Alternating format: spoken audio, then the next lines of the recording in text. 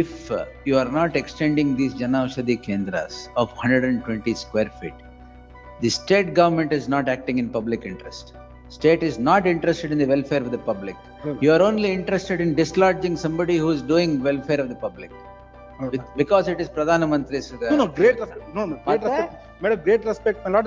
It was Government of India. ಅದೇನು ಜನಗಳಿಗೆ ಔಷಧಿ ಹೋಗ್ತಾ ಇದೆ ಅಂದ್ರೆ ಮತ್ತೆ ಅಲ್ಲೂ ತಲೆ ಅಲ್ಲ ಸ್ಟಾರ್ಟ್ ಮಾಡಿದ್ರು ನಾವೇ ಅದು ಸ್ಟಾರ್ಟ್ ಮಾಡಿದ್ರಲ್ಲಿ ಪಾಲಿಟಿಕ್ಸ್ ಅಲ್ಲ ಪೊಲಿಟಿಕ್ಸ್ ಏನು ಜನದ ಪ್ರಾಬ್ಲಮ್ ಆದ್ರೆ ಜನ ಕಂಪ್ಲೇಂಟ್ ಮಾಡ್ತಾರೆ.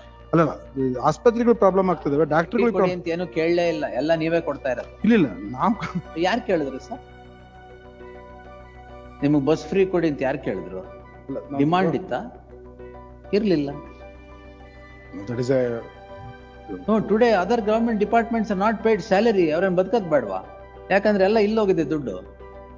ಬಂಧುಗಳೇ ನಮಸ್ಕಾರ, ಹೇಗಿದ್ರೆ ನೀವೆಲ್ಲರೂ? ನಾನು ಸುಬ್ರಹ್ಮಣ್ಯ ಎಸ್ ಹಂಡಿಗೆ. ಬಂಧುಗಳೇ, ಈ ವಿಡಿಯೋ ಆರಂಭದಲ್ಲಿ ಜಡ್ಜ್ ನಾಗಪ್ರಸನ್ನ ಅವರ ಮಾತನ್ನ ಕೇಳಿಸ್ಕೊಂಡ್ರಿ. ರಾಜ್ಯ ಸರ್ಕಾರವನ್ನ ಹಿಗ್ಗಾಮುಗ್ಗ ತರಾಟೆಗೆ ತೆಗೆದುಕೊಂಡ್ರು. ಈ ಬೆಳವಣಿಗೆಯನ್ನ ರಾಜ್ಯ ಸರ್ಕಾರಕ್ಕೆ ಮುಖಭಂಗ ಅಥವಾ ಹಿನ್ನಡೆ ಎನ್ನುವ ರೀತಿಯಲ್ಲಿ ವಿಶ್ಲೇಷಣೆಯನ್ನು ಮಾಡಲಾಗ್ತಾ ಇದೆ. ಹಾಗಾದ್ರೆ ಏನಿದು, ಅಲ್ಲಿ ಏನಾಗಿದ್ದು, ಒಂದಷ್ಟು ವಿವರವನ್ನು ಗಮನಿಸ್ತಾ ಹೋಗೋಣ. ಬಂಧುಗಳೇ, ಜನೌಷಧಿ ಕೇಂದ್ರ ನಿಮ್ಮೆಲ್ಲರಿಗೂ ಕೂಡ ಬಹಳ ಚೆನ್ನಾಗಿ ಗೊತ್ತಿದೆ. ಪ್ರಧಾನಮಂತ್ರಿಯವರ ಮಹತ್ವಾಕಾಂಕ್ಷೆಯ ಯೋಜನೆ. ಅತ್ಯಂತ ಕಡಿಮೆ ದರದಲ್ಲಿ ಜನರಿಕ್ ಔಷಧಿಯನ್ನು ಪೂರೈಕೆ ಮಾಡಲಾಗ್ತಾ ಇದೆ. ಇದರಿಂದ ಸಾಕಷ್ಟು ಜನರಿಗೆ ಸಹಾಯ ಆಗ್ತಾ ಇದೆ. ಮೆಡಿಕಲ್ನಲ್ಲಿ ಮೆಡಿಸನ್ ಅನ್ನು ಯಾರಿಗೆ ಪರ್ಚೇಸ್ ಮಾಡೋದಕ್ಕೆ ಸಾಧ್ಯ ಆಗ್ತಾ ಇಲ್ವೋ ಅಂಥವರಿಗೆ ಈ ಜನೌಷಧಿ ಕೇಂದ್ರದಿಂದ ಪ್ರಯೋಜನ ಆಗ್ತಾ ಇದೆ. ಆದರೆ ರಾಜ್ಯ ಸರ್ಕಾರ ಏನು ಮಾಡುತ್ತೆ, ಮೇ 14ನೇ ತಾರೀಕಿಗೆ ಒಂದು ಸುತ್ತೋಲೆ ಅಥವಾ ಒಂದು ಆದೇಶವನ್ನು ಹೊರಡಿಸುತ್ತೆ. ಏನಂತ, ಈ ಸರ್ಕಾರಿ ಆಸ್ಪತ್ರೆ ಆವರಣದಲ್ಲಿ ಯಾವ್ಯಾವ ಜನೌಷಧಿ ಕೇಂದ್ರಗಳಿದ್ದಾವೋ ಅವುಗಳನ್ನು ಕ್ಲೋಸ್ ಮಾಡಬೇಕು ಎನ್ನುವ ರೀತಿಯಾದಂಥ ಆದೇಶ. ಅದಕ್ಕೆ ರಾಜ್ಯ ಸರ್ಕಾರ ಕೊಟ್ಟಂತ ಸಮರ್ಥನೆ ಏನಪ್ಪಾ ಅಂದ್ರೆ, ನಾವು ಈಗಾಗಲೇ ಸರ್ಕಾರಿ ಆಸ್ಪತ್ರೆಗಳ ಮೂಲಕ ಉಚಿತವಾಗಿ ಔಷಧಿಯನ್ನು ಪೂರೈಕೆ ಮಾಡ್ತಾ ಇದ್ದೇವೆ. ಅಂಥದ್ರಲ್ಲಿ ಜನೌಷಧಿ ಕೇಂದ್ರದ ಅವಶ್ಯಕತೆ ಏನಿದೆ, ಹೀಗಾಗಿ ಜನೌಷಧಿ ಕೇಂದ್ರಗಳನ್ನು ಮುಚ್ಚಬೇಕು ಎನ್ನುವ ರೀತಿಯಲ್ಲಿ ಆದೇಶವನ್ನು ಹೊರಡಿಸುತ್ತೆ. ಜೊತೆಗೆ ಮುಂದಿನ ದಿನಗಳಲ್ಲಿ ಜನೌಷಧಿ ಕೇಂದ್ರಕ್ಕೆ ಸರ್ಕಾರಿ ಆಸ್ಪತ್ರೆ ಆವರಣದಲ್ಲಿ ನಾವು ಅವಕಾಶವನ್ನು ಮಾಡಿಕೊಡೋದಿಲ್ಲ ಅನ್ನೋದು ಸರ್ಕಾರದ ವಾದ. ಸರ್ಕಾರಿ ಆಸ್ಪತ್ರೆಯ ಆವರಣದಿಂದ ಆಚೆಗೆ ಜನೌಷಧಿ ಕೇಂದ್ರಗಳಿಗೆ ಸಮಸ್ಯೆ ಇಲ್ಲ, ಆದರೆ ಸರ್ಕಾರಿ ಆಸ್ಪತ್ರೆ ಆವರಣದಲ್ಲಿ ಜನೌಷಧಿ ಕೇಂದ್ರಗಳೇನಿದ್ವು ಅವುಗಳನ್ನು ಮುಚ್ಚೋದಕ್ಕೆ ರಾಜ್ಯ ಸರ್ಕಾರ ಆದೇಶವನ್ನು ಹೊರಡಿಸುತ್ತೆ. ಸಹಜವಾಗಿ ಈ ವಿಚಾರಕ್ಕೆ ಸಂಬಂಧಪಟ್ಟ ಹಾಗೆ ತೀವ್ರವಾದಂಥ ವಿರೋಧ ವ್ಯಕ್ತವಾಗುತ್ತೆ.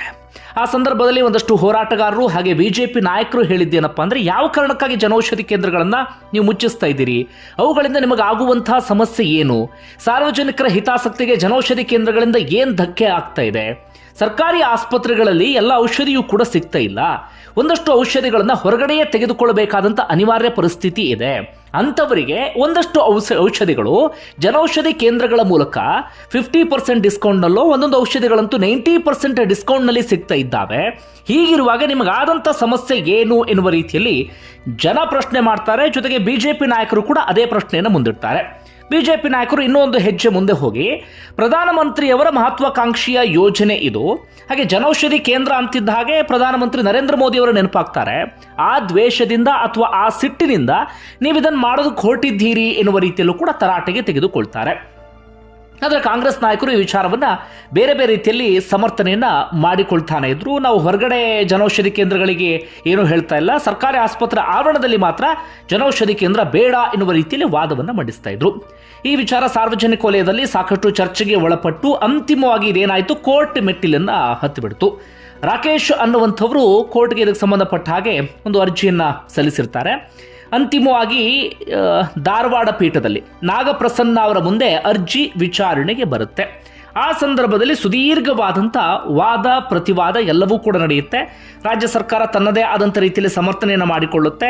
ಅದಕ್ಕೆ ಅರ್ಜಿದಾರರ ಪರ ವಕೀಲರು ತೀವ್ರವಾದಂಥ ವಿರೋಧವನ್ನು ವ್ಯಕ್ತಪಡಿಸ್ತಾರೆ. ಅಂತಿಮವಾಗಿ ಜಡ್ಜ್ ನಾಗಪ್ರಸನ್ನ ತಮ್ಮ ಅಭಿಪ್ರಾಯವನ್ನು ವ್ಯಕ್ತಪಡಿಸ್ತಾರೆ. ಮೊದಲಿಗೆ ರಾಜ್ಯ ಸರ್ಕಾರದ ಈ ನಿರ್ಧಾರಕ್ಕೆ ತಡೆ ನೀಡ್ತಾರೆ. ಅಂದರೆ ಜನೌಷಧಿ ಕೇಂದ್ರಗಳನ್ನು ಮುಚ್ಚುವಂಥ ಆದೇಶ ಇತ್ತಲ್ಲ, ಅದನ್ನು ಅವರು ಸಾರಾಸಗಟವಾಗಿ ತಳ್ಳಿ ಹಾಕ್ತಾರೆ. ಯಾವುದೇ ಕಾರಣಕ್ಕೂ ಜನೌಷಧಿ ಕೇಂದ್ರಗಳನ್ನು ಮುಚ್ಚಬಾರ್ದು ಎನ್ನುವ ರೀತಿಯಲ್ಲಿ ಆದೇಶವನ್ನು ಹೊರಡಿಸ್ತಾರೆ.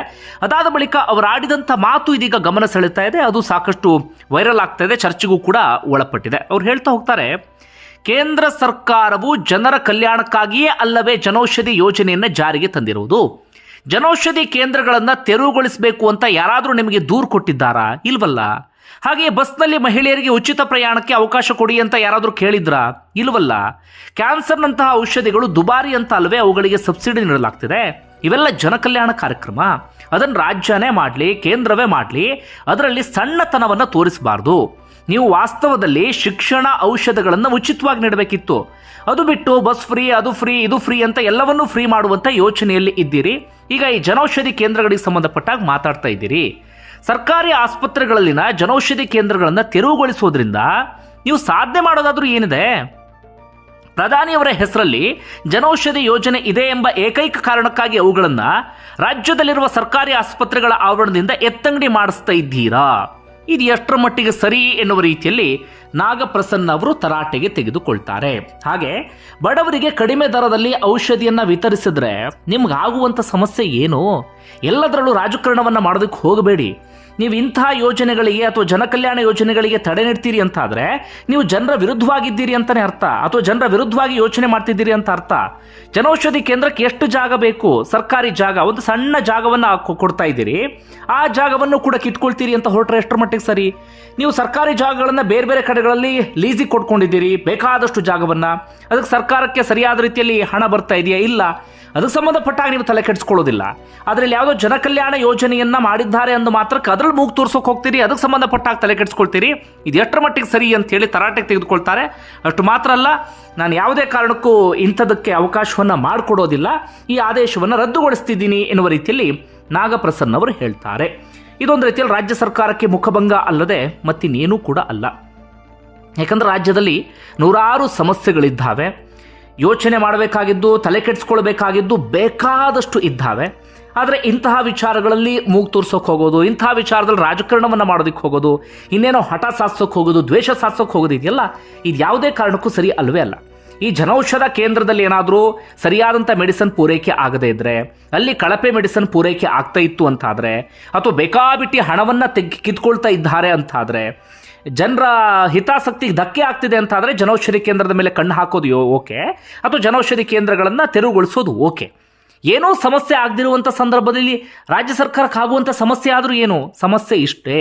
ಇದರಲ್ಲಿ ದ್ವೇಷ ರಾಜಕಾರಣ ಅನ್ನೋದ್ರಲ್ಲಿ ಯಾವುದೇ ಅನುಮಾನ ಇಲ್ಲ. ಹಾಗಂದ ಮಾತ್ರಕ್ಕೆ BJPಯವರು ಸೊಬಗರು, ಉಳಿದಂಥ ಪಕ್ಷದವರು ಸೊಬಗರು ಅಂತಲ್ಲ.